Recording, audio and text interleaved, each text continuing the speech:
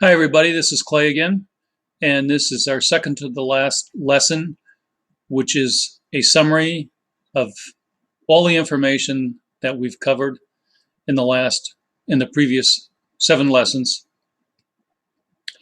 And this is a short lesson. It only has 1 slide with statements of each of these concepts. And let me go through them and maybe expand on them just a little bit.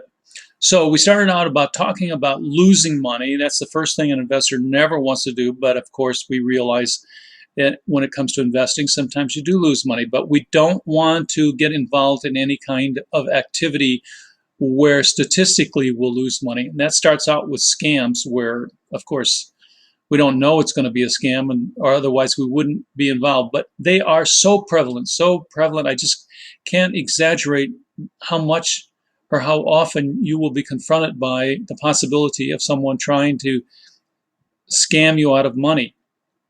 Be extremely common. They're extremely common. Be vigilant.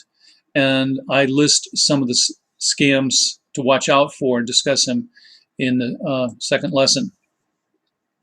On top of that, don't avoid negative and zero-sum games. That is things like day trading, commodities and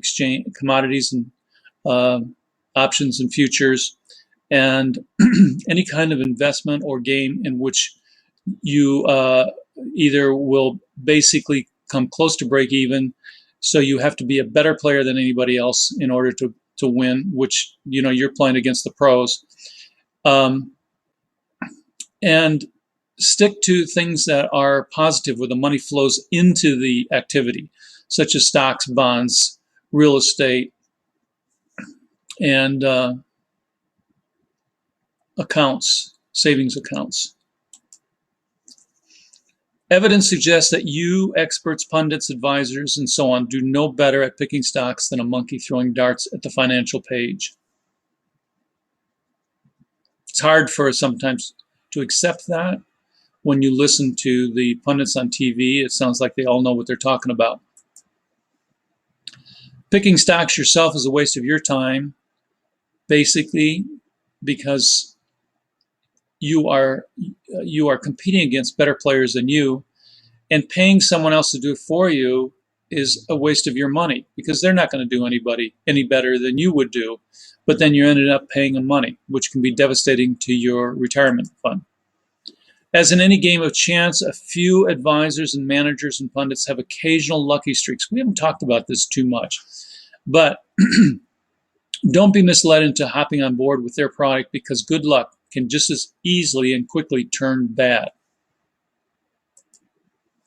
All markets have ups and downs. Don't try to second guess and time them.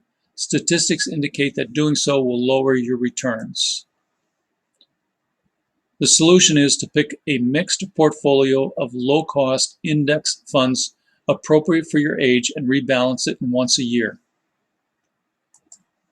Finally, use the time and money you save by enjoying your life and doing good things. That concludes the summary for this lesson, for all of the lessons. Following this is a lesson I call the recipe, where we really get into the nuts and bolts, and I kind of hold your hand and stepping you through in creating your portfolio. Stay tuned, or go back to the No Brainer Investor website and you can click on any of the other lessons, or send me an email or make comments. Thanks for watching. Ciao.